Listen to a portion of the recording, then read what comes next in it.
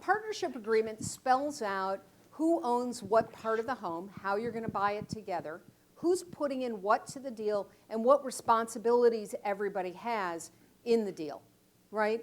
So if you're married, there's certain assumptions that are made legally about that, you both are going into this together. But in a partnership where you're not legally married and you don't have those protections, you need something to kind of paper over that difference. Or let's say you're non-romantic partners. You're buying with a friend and you're buying an investment property with 2 units in it, and you're each going to live in one.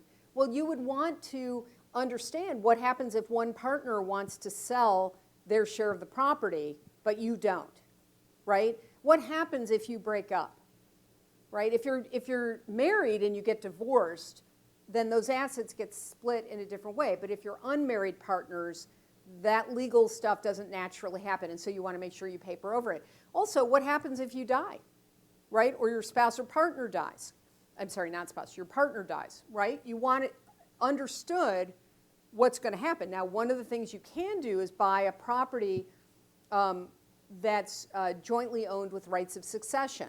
So you can choose to decide that if something happens to you or your partner, the property will be left to that person. But it doesn't answer the question of, well, what happens if one partner wants to leave? Or what happens if partners don't put in the same amount of money? How is the ownership of the property split?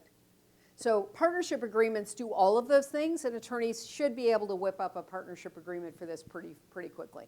Real estate attorneys can do that as well for this unit, this particular thing.